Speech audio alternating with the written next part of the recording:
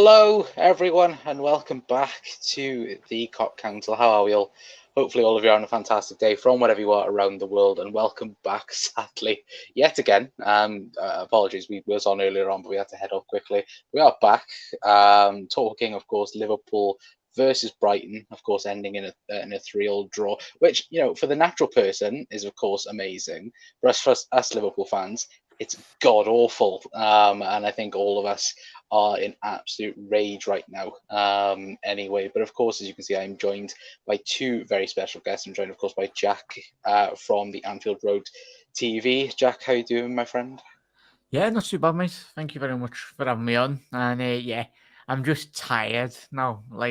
I done my post match, and I think all of us probably we're allowed to be tired, but these players aren't allowed to be tired because they get paid lots of money, and we know they're capable of doing much better. But as we'll probably speak about tonight, mate, it was deeply disappointing again. But we'll get into that, mate. But thank you for having me on, mate. Appreciate it.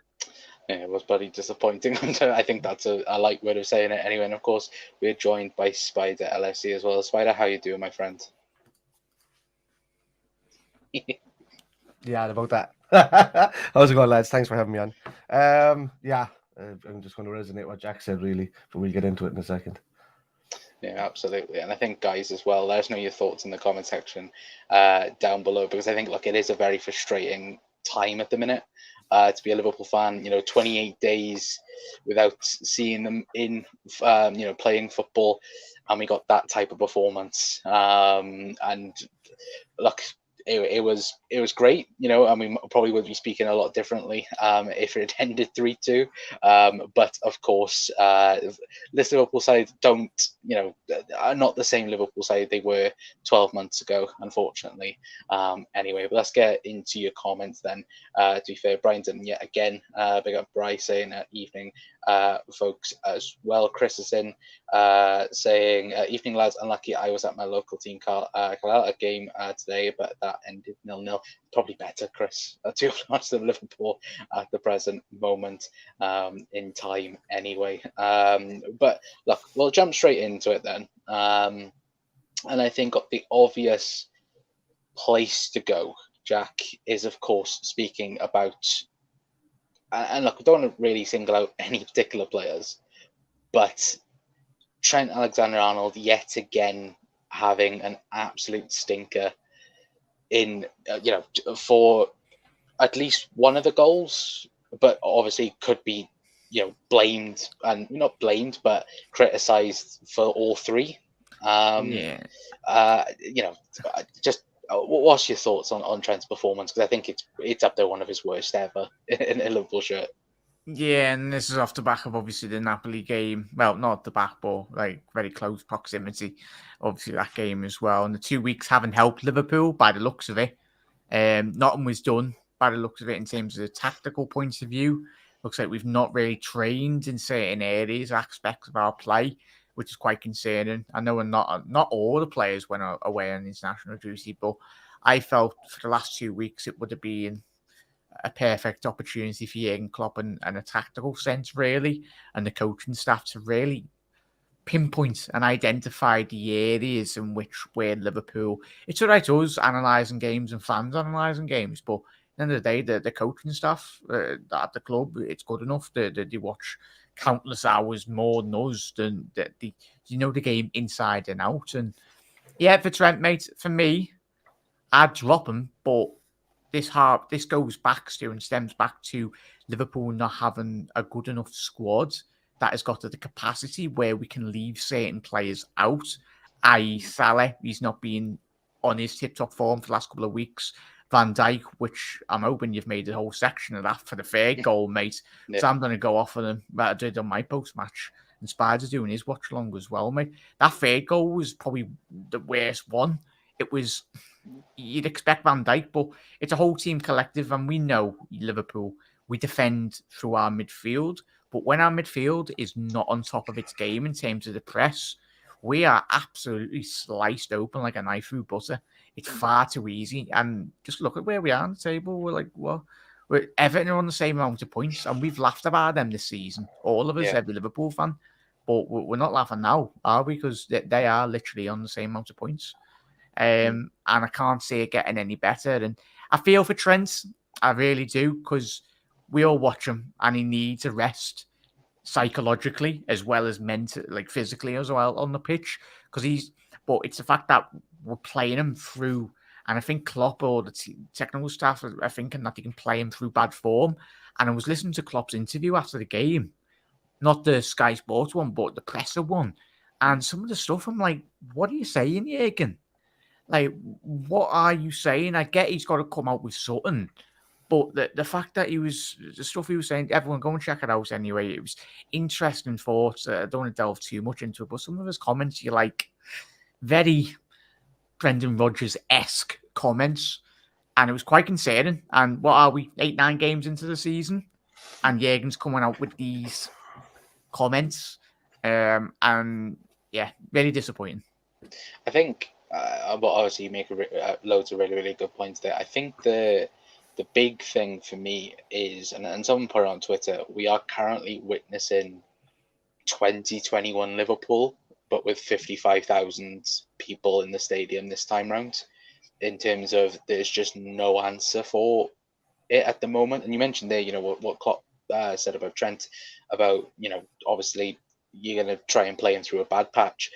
But when, I think all of us, we've spoken about, teams like Manchester City, for example, who will rotate people in and out the squad. And as a, neutral looking at it, you go, well, that's a bit interesting. Why have they dropped, let's say, for example, Joel Cancelo, for example, for, Kyle Walker and Zinchenko last season. And you go, and it begs the question, is that, a big difference that should happen at Liverpool? But the problem is, like you said, Jack, Liverpool don't have that reassurance with the squads, because either A, players are injured, or B, we don't have those players available. Like, for example, Calvin Ramsey, for example, I'm pretty sure if he was available, he might be getting game time right now. But sadly, he's not. Obviously, due to that knee injury. Yeah, for me, it all stems, and I don't know what Spider thinks as well in chat, let him know. It all comes down to quality on a football pitch. The end of the day, quality. And Jürgen Klopp can't defend that front post, that Van Dijk. Like, Jürgen Klopp can't sub himself on. Obviously, Klopp, and I understand, and I just said then correctly, and they both fit perfectly, the players and Klopp. When we're playing well, it's great. But when we aren't playing well, and we're not really used to it over the last 3-4 years, we've been so used to winning. And this is really, apart from, as Chat said, the injury crisis all those years ago when we had all our centre-halves injured.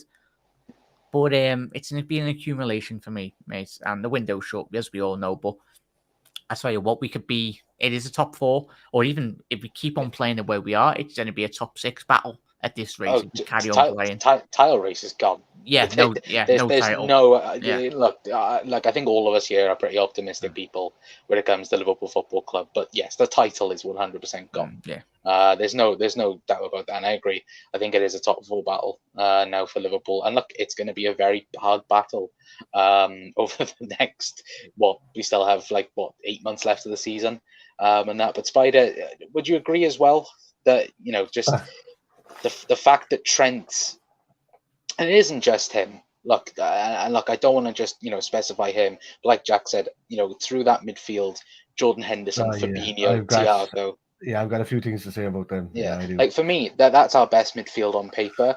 But today, I think all of us were like, "Oh, okay, we've got our best midfield back," but it was shite yet again. I in relating to that midfield, I just seen the game and just commented there saying Hendo had a shocker. To be honest with you, I don't think he had much of a shocker. I just think he had too much to do. He was covering for Trent at the same time. Anytime you've seen anybody at the edge of a box, it was Henderson trying to get into position to try and cover for Trent every single time. Who had an absolute shocker today, and I think he had a worse game than Trent, and I'm going to be honest with you, it was Fabinho. I thought he was absolute dog shit today. He's been going under the radar for me, Spider, the best part of the last couple of months. He's standing there and he's doing a little trickle thing, and he's dancing on the spot a little bit, and it's kind of like a headless chicken, and he's letting other people do the work, and he's not doing much himself unless he really has to stretch for it, and then you see him moving. But today he was awful for me. Even when we were playing at our best, he was still awful for me. It feels like the whole squad though are hesitating. And are afraid to do something. There's a nervousness there. There is. I don't want to. I think that Trent. Don't get me wrong. I was on my live stream today, and I said Trent was absolutely crap in defensive things. He was crap. Like he was probably one of the worst right backs I've ever seen playing in the Premier League, let alone in Liverpool shirt, playing the way he played today. Every person that took him on passed him. And he's really good at 1v1s. He really is. But everybody passed him today. And when they passed him, it wasn't the fact of recovery. If a right back gets passed, the first place that right back needs to run to is the edge of the box on his right hand side to cover anybody it can be given back to. Because that fella's gone. Don't chase him. Chase and get across, because the right centre back is coming across to cover him with like Matip. So Matip had too much to do today as well, because Trent was just letting him down all the time. So the first thing a right back needs to do is get into the corner of that box, block whoever else is going to make a run in. At least there's no strike on the edge of the box, and he has to play the cross in front of Ali or something, So, and that I didn't see him do that. All I saw was this head back and then just slowed right down to a walk, and then nothing was done, and that disappointed me. Yet he did some things good in the midfield when he was in there today, and he spent 85% of today in the midfield. I keep saying it, and a lot of people are starting to spot it now as well, but I've been saying it for the last year and a half. He's playing too much in the midfield. He's telling Klopp where he wants to play, and he's given up on right back, to be honest. In his mindset, for me, he's given up on right back. He wants to go into the midfield. These conversations are probably happening in behind the scenes, but they're just not getting said in public. But 85% of today he was in that midfield position. There was one time he was the guy that was going through on goal to try and take a shot, only he lost the ball and needed his feet. That happened 2 or 3 times today, but one time he was actually the furthest player forward. And I'm just like, this dude wants to play on the right hand side of that midfield. That's exactly what he wants to play. He wants to be a Steven Gerrard. He wants to do that, and he said that in the past himself. But I don't know. Like Alisson saved us today a number of times. He was by far man of the match. Bobby got 2 good goals. He did well in certain aspects of the day, but it's his type of play is gone now since that front three is kind of broken up. It just doesn't work anymore. I'd like to see us kind of reverting to a 4-2-3-1, just to change things up a small bit and pack that midfield a bit more, and just let Nunes loose. So just running in front of him, I don't know. There's something drastic needs to be done. Keita is going to be gone. Ox needs to be taken out. I even think Jones will be moved on if these injuries keep picking up. I mean, no matter if he's Scouse or what, nobody is. Nobody can be taken out from underneath the hammer. Yeah, they're not entitled. They're not entitled to have their position there. We've seen that with Conor Cody. We've seen that with other lads in the past that have just come in and they were going to be the next one, because Ben Woodburn, all of these guys that were coming in and gone through the school. But yeah, they're always shipped out when they don't do well. Jay Spearing is another one. So the coat. Yeah, he's back though again though. Can't get rid of him though. But he'll be playing at this rate if we carry on. Do you know what? He might be better. I don't see why Klopp doesn't try Trent in the midfield. I can't understand it. Stick Gomez right back, it doesn't matter. He'll be more defensive. He won't be as quick or creative as Trent, but at least Trent is still going to be in that right-hand position to cut those balls and, give Hendo a rest, rotate between him and him. I think Elliott, when he came on today, did very good. So he was passing really well when he came on, but he doesn't do enough defensively for me. And if you say one thing about that, did you notice that James Milner and Elliott came on, but nobody attacked the left back position. They were still going for the right back because they saw Trent as the weakness. So yeah. To your point there, Spider, as well. Don't know if you remember Conor Spider within the game or chat. I mentioned on my post match there was a moment when we were winning 3-2, and we had a breakaway. If you can remember, and Elliott had the ball, and he decides to pass to Salah to the right hand side of the box instead of Jota. He had Jota straight through the middle. It's almost like he's young, and but it's the fact that we're relying on an 18, 19-year-old kid to play and win us a game of football. And the fact that one thing that grinds on me tits today, apologies, my big massive tits, is Carvalho playing on the left wing. This sort of Coutinho playing him. He's a number 10. Why are we persistent playing him on the left wing? And I don't know if you made a segment, Connor, but Klopp's team selection. I've seen, I was about to mention it, and to be fair, I will defend Jurgen a little bit because I've seen a few people on Twitter going on about it, about why didn't Nunes, Jota, and Diaz start? he said it plain and simple, didn't he? I think was it after the game or just before the game? That the medical team told him that Diaz, Nunes, and Jota couldn't start because they all had little problems coming back from international break. So they said that they couldn't start. That was from the medical department. But why did he leave Jota go in the first place? Exactly, after just coming back from injury. I don't understand. Yeah.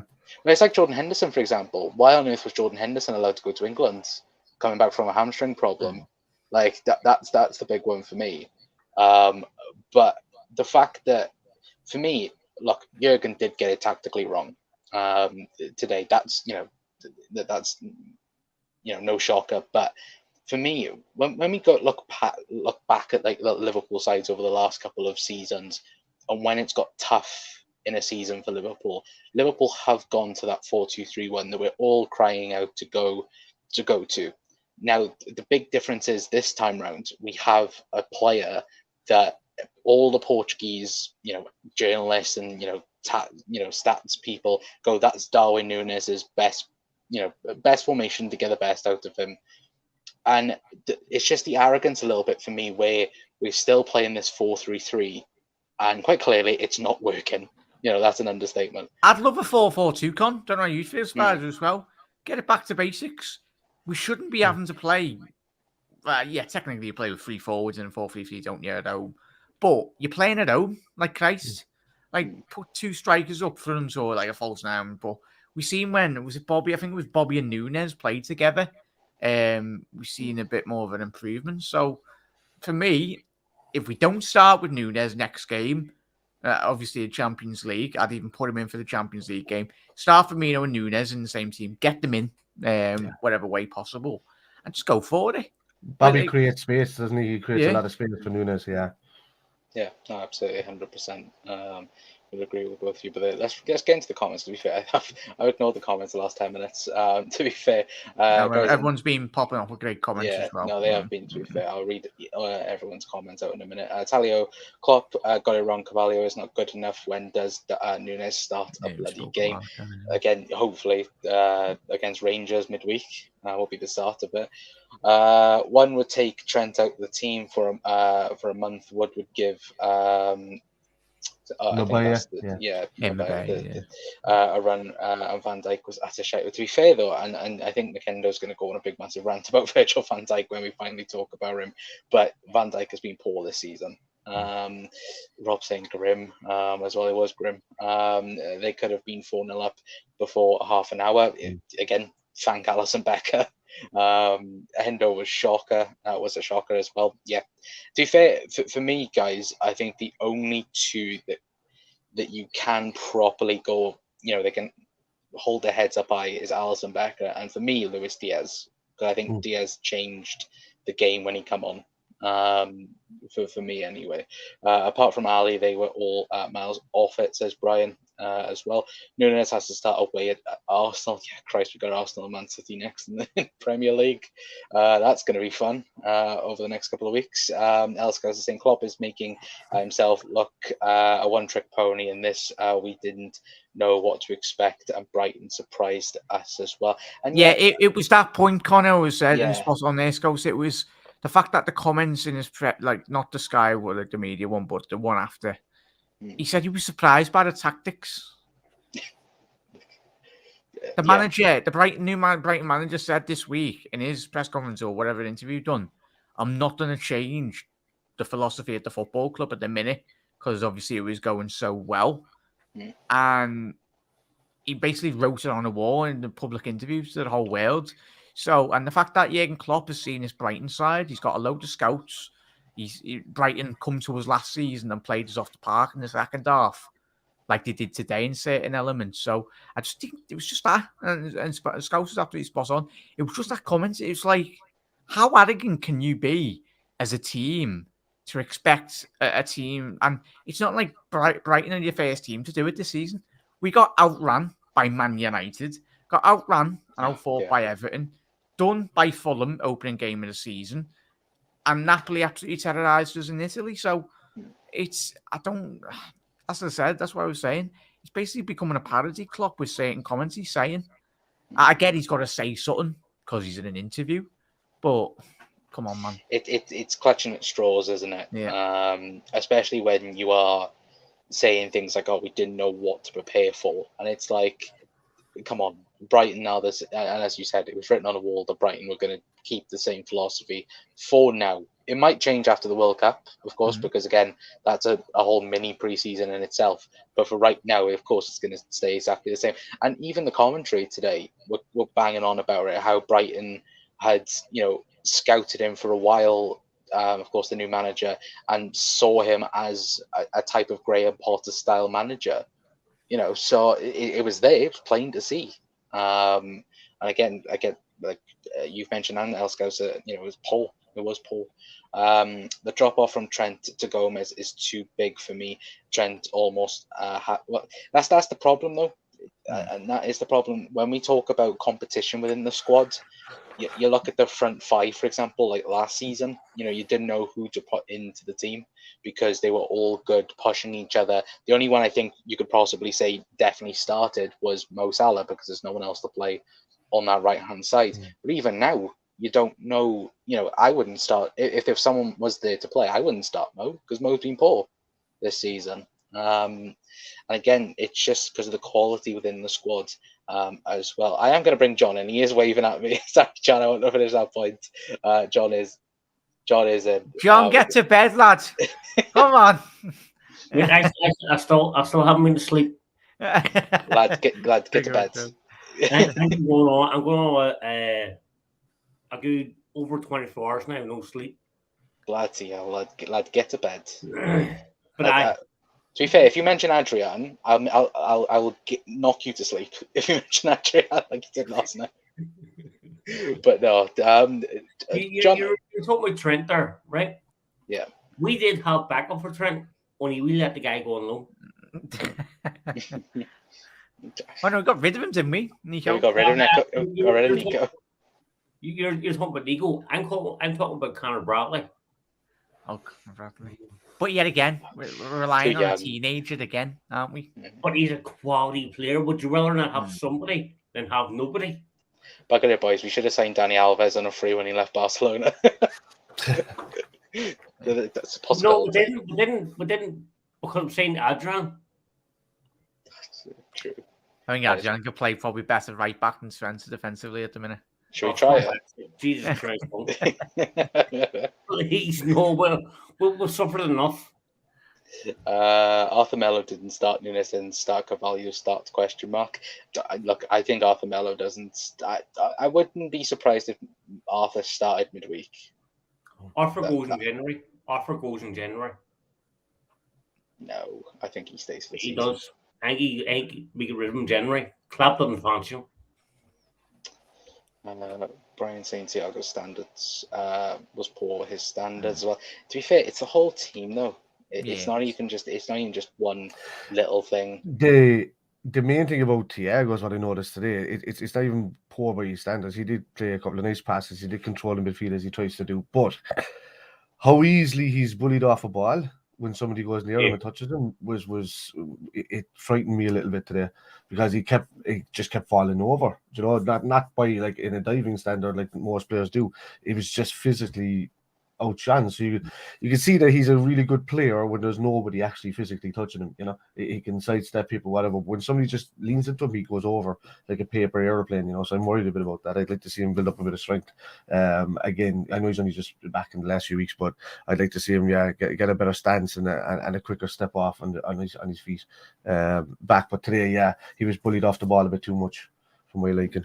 Yeah, no, I would agree 100%. So many of our strengths seem to have just evaporated. Yeah, absolutely. Elskouser. Someone is it Bidic? I think that's how you pronounce it. By Cetic. By Cesic, there you go.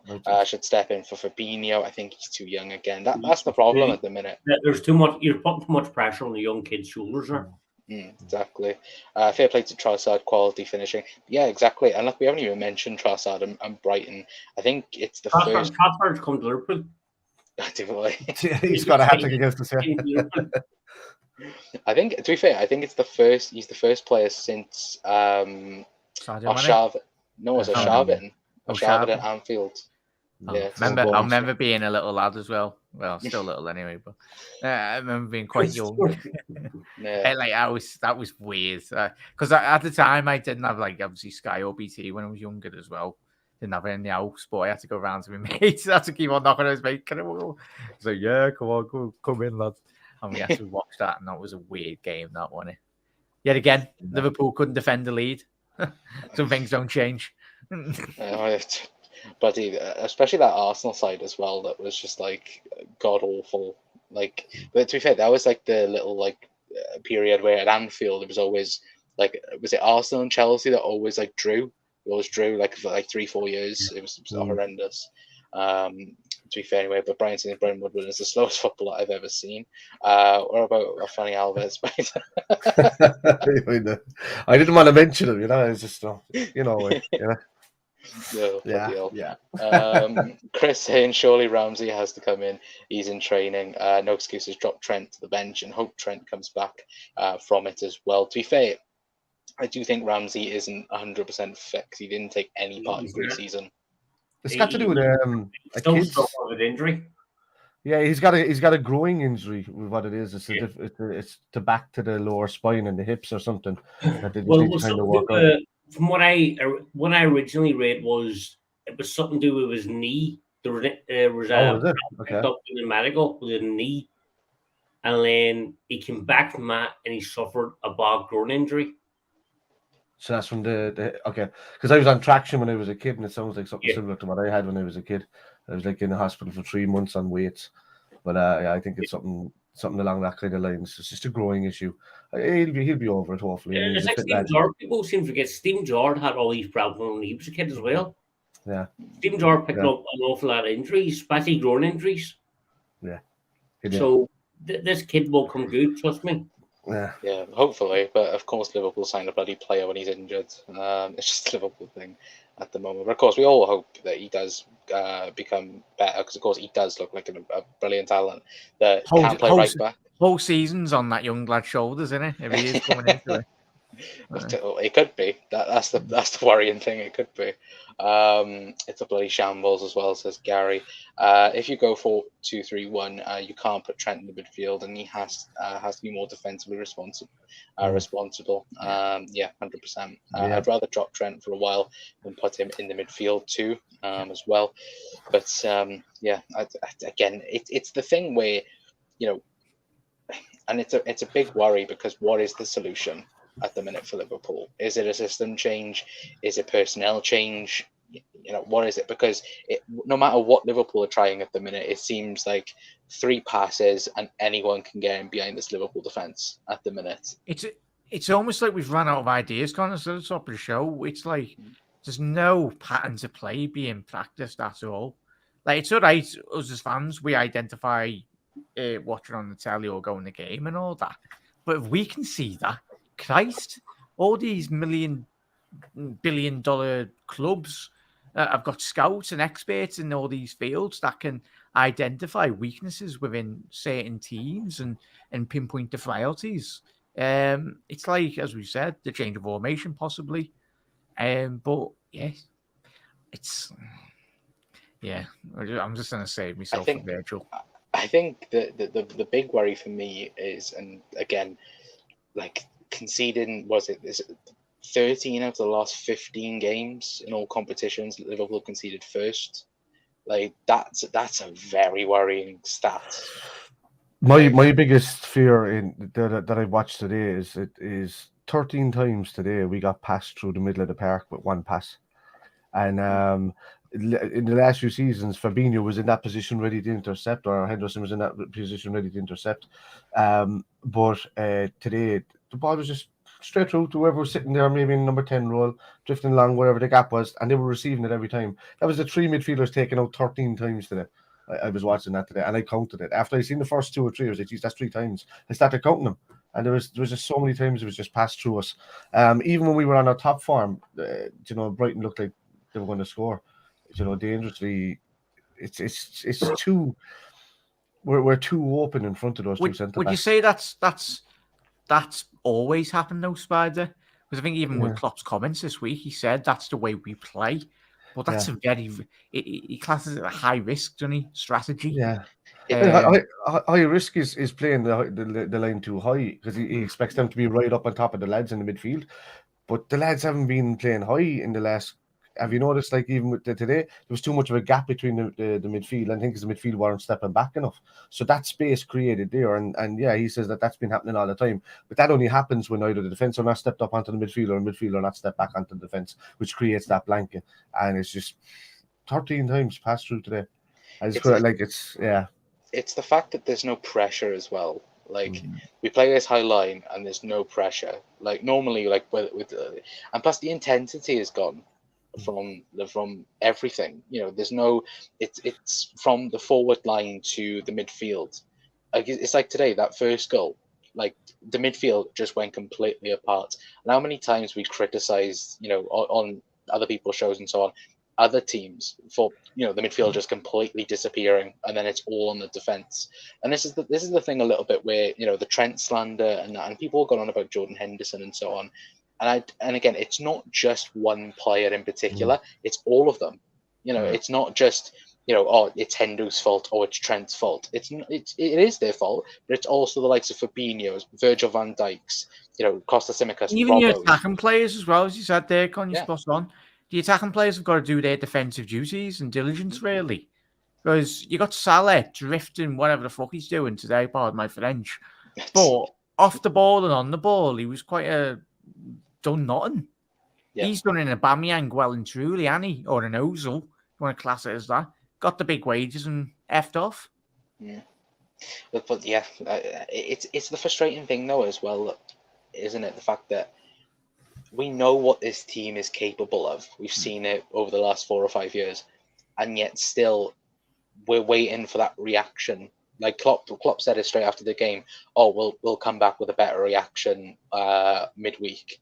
But you said this against Fulham, like we've already mentioned today. We've spoke about it, you know, after the Fulham game, after the United game, after the Newcastle game.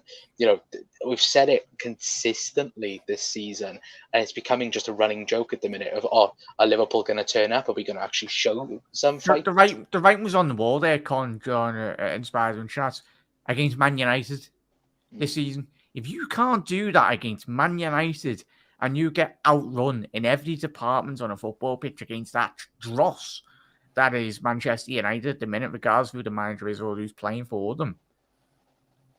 And then we done it against Everton, done it against Napoli, as you said, mate. We've seen it before, but Klopp keeps on saying, we'll come back. We'll come back. As he says. Yeah. It's been like, 9 games into the Premier League season. Fulham, Crystal Palace. Yeah. It's just frustrating. One question I'll put to you all. If Liverpool lose against Rangers and we lose against Arsenal in City, which is very possible with the way we're playing at the minute. People say Rangers an easy game. It should be at home. But the way we're playing at the minute, there is no easy game at all. So if we lose all 3 of them games, then do we need to start asking the question about the management? We could be round about. We've been in the bottom half of the league. Yeah, I'll answer first on you, spot on, mate. And I understand where people are coming from their point of view in terms of wanting Klopp out and they're entitled. Don't wrong. Please, no one get me wrong. No. One Klopp out. Yeah, no, we all love him, all 4 of us, and everyone in chat as well. As you said there, John, when is going to be the tipping point, really? Because if we continue for the best part of the next 20 games in the league, and we are, 16th, 17th, no, not that far down, but we're mid-table, say, and we're 20 points off top 4, that's shocking. That is absolutely shocking, regardless of whatever happened last season or the years prior. And I'm not saying in Klopp out. We all love the man, and he's got so much credit in the bank. But there will be a point where, when is going to be the tipping point? So, because Jurgen Klopp's not impenetrable in terms of getting criticised. He's the greatest manager ever to bloody manage Liverpool in my lifetime, and probably in quite a lot of people's lifetimes as well. He's very special. And I've said this for, I think all of us have. He's been let down by the people above him in terms of the structure, the transfers. You'll tell me Jurgen Klopp wouldn't have wanted at least 3 or 4 world-class midfielders in that team. There's no chance no one on this planet Earth that would say, "Oh, Jurgen Klopp wouldn't want like a world-class 4 world-class, 3 world-class midfielders." It's the people ahead of him, and even you look to a certain extent. Was it the season when we had all those centre-back issues? The fact that the club couldn't get a good enough standard of centre-half into the football club, and we relied on a championship centre-half and a player that's been relegated with Schalke, or like it's. Klopp's been massively let down, but he deserves the criticism or critiques that he gets. But it's the club and the people above him that have really let him down massively in terms of getting him the quality of player into the door. We missed out on Tchouaméni. Then it was almost like, oh, sounds we missed out on him. We're going to wait for the next target, whoever that is. We're not getting Jude Bellingham, especially if City win the Champions League, the Premier League. He's not even going to want to touch Liverpool with a 10-foot barge pole. In reality, at the end of the season, I think as well, but I think like we've spoken about it in the last couple of weeks, haven't we? The fact that Liverpool at the minute in the midfield area have backed themselves into a corner because every team in Europe knows Liverpool want a midfielder, and unless you can get someone on a free transfer where you don't have to negotiate with a club, there isn't many good top elite midfielders out there that are currently out on a free contract. I'm not buying this notion that there was not enough quality in that market. We're Liverpool Football Club, lads. Look at Conrad Lima, for example. Yeah, $20 million. Overspend £100 on a kit every single season. Money's there. The infrastructure that's done very well with Liverpool and Jurgen Klopp. We've got money in the bank, but yeah, no, I'm not buying this notion of that we've not got money to spend because we have. But at the end of the day, we're forced to continuously talk about transfers now because the window's shut. But at the end of the day, we just got to, for me, I just focus on what we've got currently. But as John's alluded to, I agree. Spider, what would be your thoughts on Klopp? Look, there's no getting by that it's been a poor season, the start of the season so far. I can question whatever's going on with choices being made. I don't like how he's sweeping the situation under a rug and expecting that he knows these lads and he wants them to pick up or whatever like that. And there's no doubt that this entire midfield needs an overhaul. I'll be honest with you. As good as Thiago is, as good as Fabinho was, Henderson, the whole lot, we need good quality players to come in.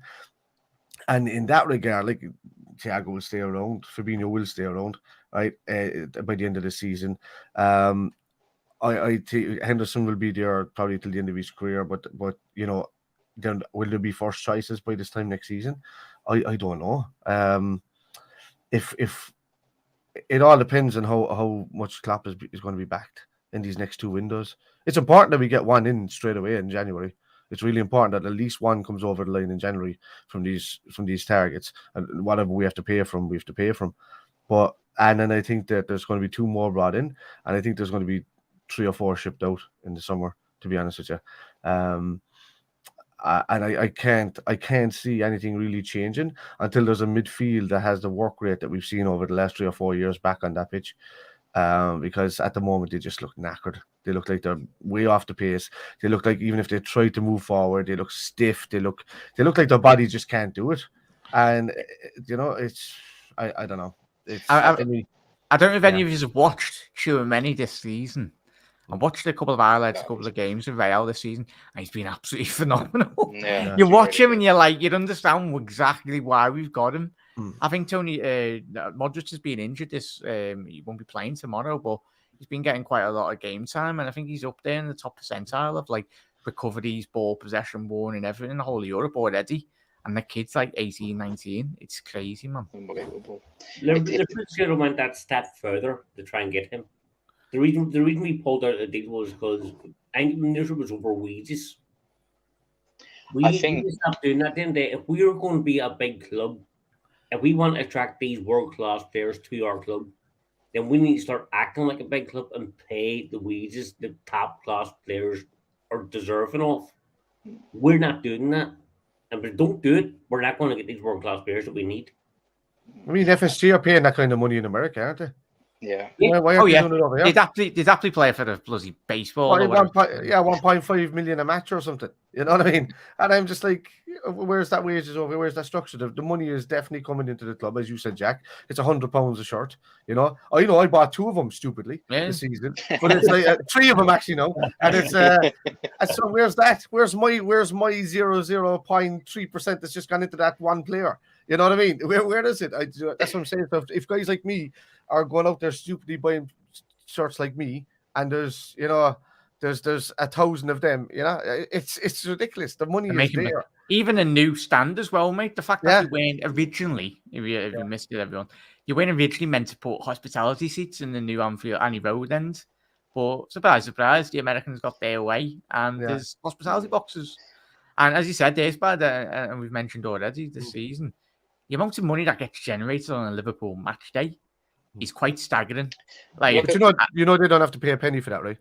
If they borrow against their loans, that the tax write-off and these things pays for itself, but they don't spend a penny on the stadium. In terms of the new stand that's getting built, there's actually strong rumours saying that Liverpool we're going to sell the naming rights to that stand.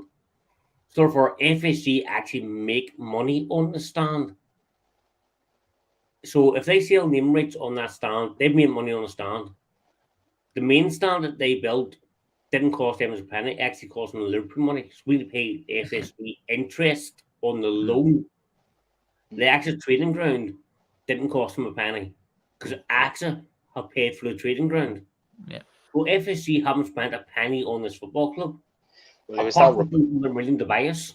It was that report that came out like 2 weeks ago, wasn't it? The fact that FSG haven't put money into Liverpool for about 6 years. They've just like ticked it over in that, and it was from, I think, it wasn't Forbes, but it was someone around like that type of information that was like they haven't invested in Liverpool for the last 5 to 6 years, and now it's actually become apparent that it's quite obvious, isn't it? Obvious, like when you think about it.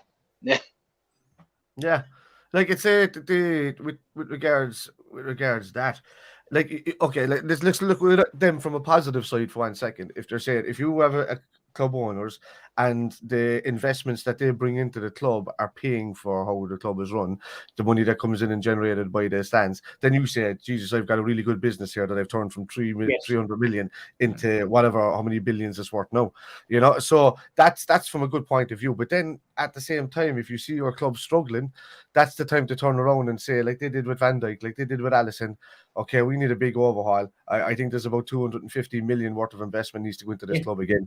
And, and that'll do it alone in short sales. You know what I mean? So with any good business and a good business owner knows if your business is starting to fail, then you need to start investing back into that business.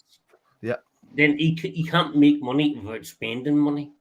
Yeah, let's get it right. Like, we're not FSG up because they did turn this club around. They have done, wonders for the club. They've done some stupid things as well, but they're probably the only orders that will come out and publicly apologize.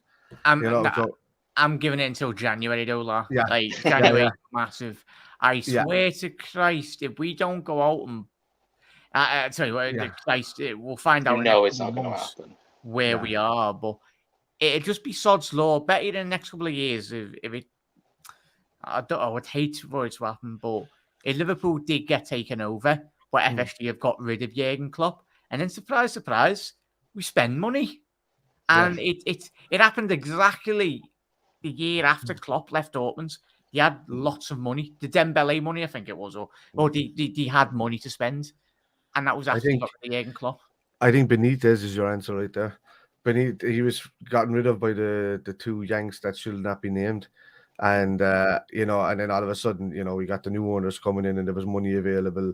And Benitez didn't see the benefit of that because the Yanks wanted him out of the club before any of that happened. So, it can be a similar scenario. We want to go down the same road. But my thing is, don't lay into Klopp because, he's done wonders for this club. He will come again, whether he has to overhaul with new players to come in. then he will still work his magic there. He is a fine manager. It's just that the lads on the pitch just can't physically do it at the moment.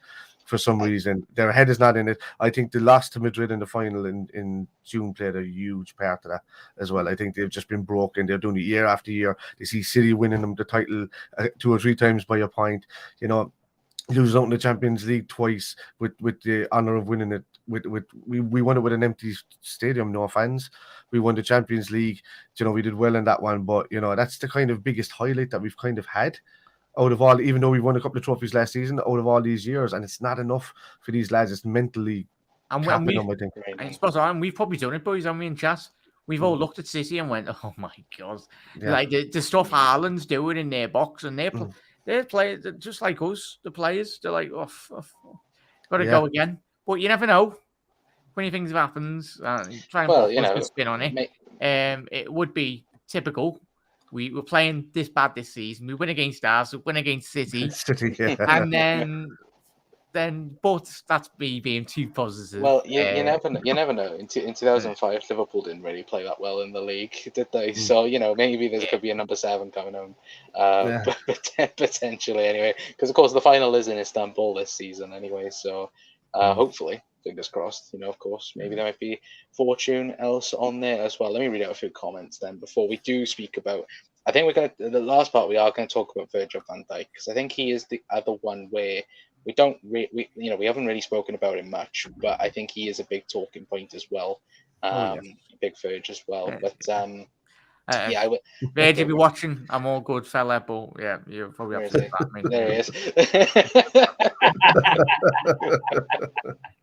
Like Virgil, if you're watching, it's him. It's all him. It's all him. Oh, I'm shit myself now. No energy, very little fight from us. Very boring. Love you, Virg. You can pick me up and put me on a coat angle if you want, Virgil. To be fair, Virgil, get your friggin' act together, lads. Where was the fight? Liverpool, I can see too easy. Yeah, absolutely agree. Gary, Klopp has to fix ASAP. Yeah.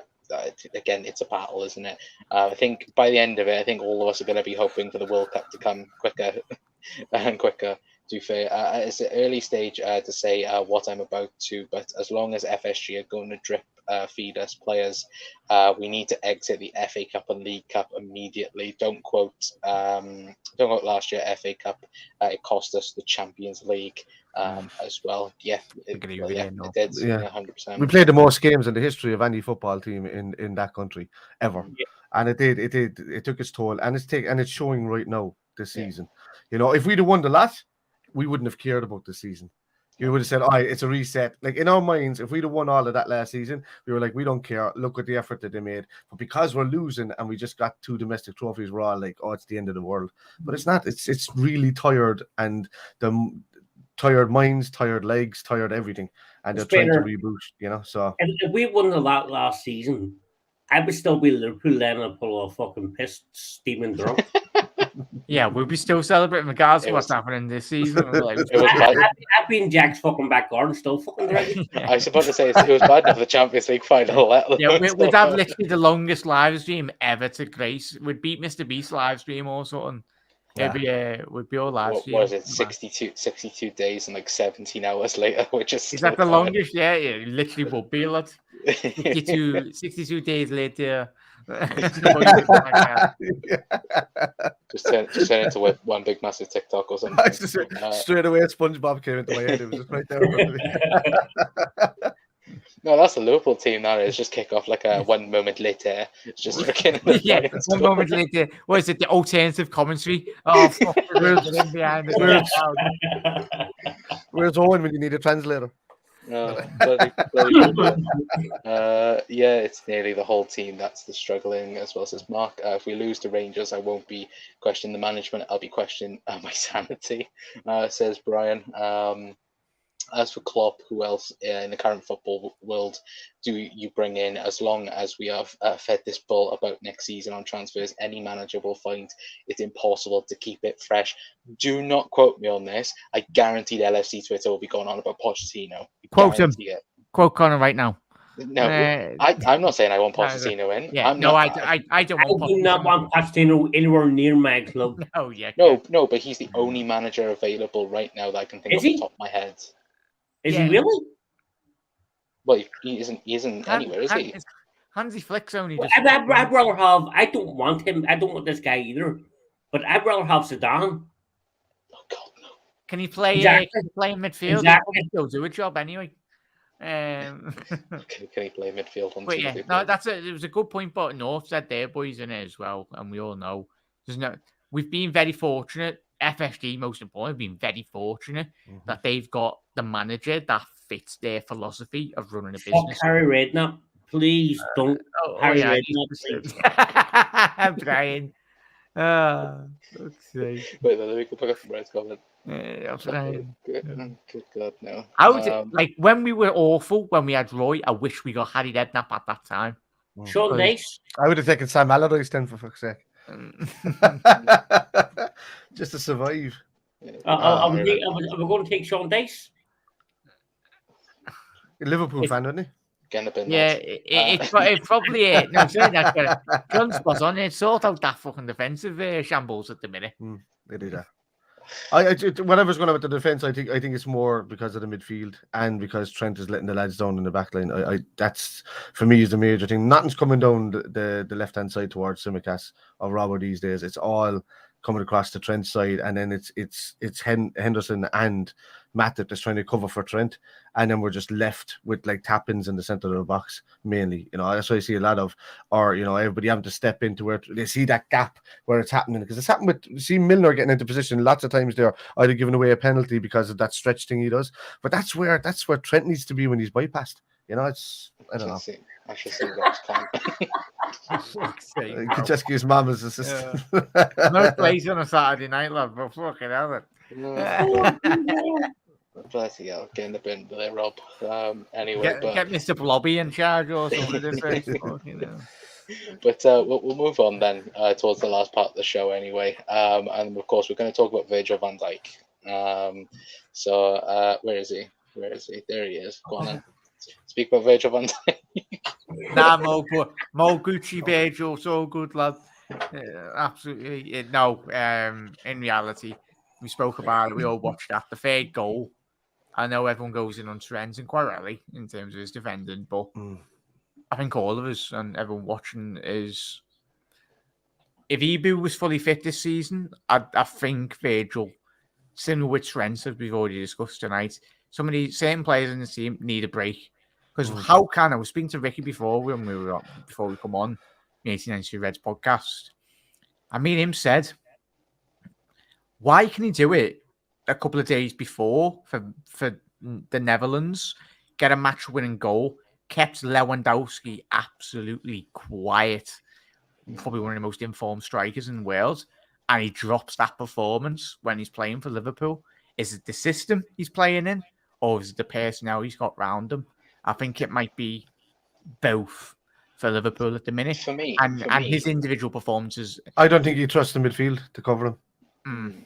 For me as well, like, this is the type of Virgil van Dijk performances I would have expected last year coming back from a serious knee injury, instead of this season now where he's fully fit and back into the team, and he should be up there. He's been playing in fifth gear for the best part of the whole season, mate. You seen him get absolutely done by Mitrovic on the halfway line and give away a penalty and all that. Like, he's been an absolute disgrace defensively this season. He prides himself, and we all do. If we put our players on a certain pedestal, they've got to perform week after week. And Virgil van Dijk, when he's in form, he is the world's best centre-half. Yeah. But at the minute, he's playing like Dejan Lovren. If that was Dejan Lovren or Sacco, currently playing for Liverpool, they'd be getting absolutely slated. But because it's Virgil van Dijk, he gets away with it. They're afraid to turn his head. That's the problem with fans. They're afraid to turn his head. He shouldn't turn his head. He should just own up. Like all of these players, they should just own up to the way they're playing at the moment. They should come out and say that. A lot of people come out and apologise. Will come out and say this, but staying too quiet. I don't like that about the team at the moment. Not people aren't saying enough, holding their hands up, even just a Twitter post or something. Turn off comments, say apologies, do something. I don't know. He spoke about it in the international break, saying that he felt like he had a poor start to the season. He felt like Liverpool defenses had a poor start, and I'm like, okay, that's fair enough. Then you've said it, fair enough, Boston. But then you come back and have that type of performance yet again. And I'm like, well, what's wrong then, Virg? Because for me, Virgil van Dijk has been the best defender in world football. Even last year, didn't expect him to come back to the level that he did come back to. And again, showed everyone that, look, he's been out for 10 months, come back, walked in as the best defender in the world again. And now it's caught up to him. I think, because look, I think all of us last year thought that it might have took him a month or two to come back fully into the team. He was just straight in there straight away. And I think that has caught up again, similar to, what the fatigue and the mental fatigue of, like we spoke about last year with the quadruple chaser and so on. And I think that's the thing at the minute where everyone needs, I say, a break, but then where does this break come? We had the break. We had 28 days off. Break. Yeah, we've exactly. Had that break on, so there's none of that excuse. And I agree with what North said there. If you actually look at Liverpool's record, once Liverpool come back from an international break, we always start off poor. Breaks never help us. Liverpool are at their best when they're playing 2-3 games every single week consistently. That's when we play our best football. Absolutely agree with that. Yeah, agree with North as well. And Rob said, any positives from today, lads? Alisson still class and we didn't lose. That's the only positives. But then again, Alisson Becker, as I said it on Jack's stream earlier on, Liverpool wouldn't be on 10 points if it wasn't for Alisson Becker. If we're playing Europa League Conference footy next season, he's not going to be at the club. Jack, calm down.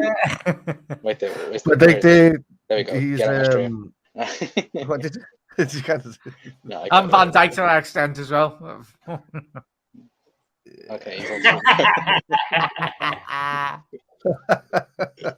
But right, well, I'm gonna leave it there for tonight, guys. Anyway, because it has been an hour anyway, so I'm gonna end the show there. Anyway, of course, hopefully we'll be a bit more positive tomorrow in tomorrow's video. But again, there's nothing to be positive about with this Liverpool team at the moment. But yeah, again, let us know, guys, your thoughts in the comment section down below on your overall thoughts, because I've seen someone on Twitter going, oh, at least Van Dijk's unbeaten record is still intact or something like that.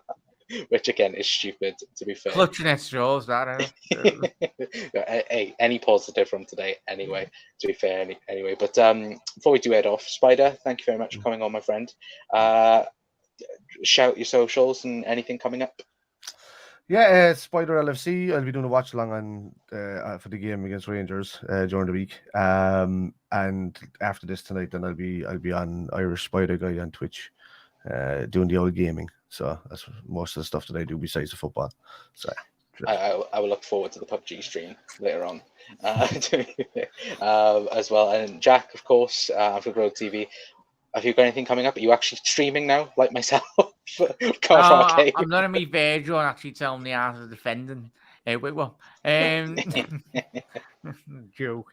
But yeah, no, I will be doing a video tomorrow if he's available, lads. But thank you once again, Connor, and most importantly, everyone, absolute legends, for tuning in every single one. He's not just on mine, but on John's and Spider's streams, on all of our content, everyone. I really do appreciate it. Make sure you do smash that like button as well. And yeah, I will be live tomorrow, Con. Obviously, I will be doing a watch along for the Rangers game. I think I might be jumping on John's channel anyway, but head over to John's channel. But thank you very much, and everyone have a lovely rest of your Saturday evening. And yeah, the Reds will eventually be back to winning ways. Just got to deal with all the bloody rival fans, haven't we? So. Eventually in 2023, at least anyway. 10 years later. John, have you got anything coming up on your channel as well, my friend? Yeah, big up. Thank you very much for having me on. I really do appreciate it.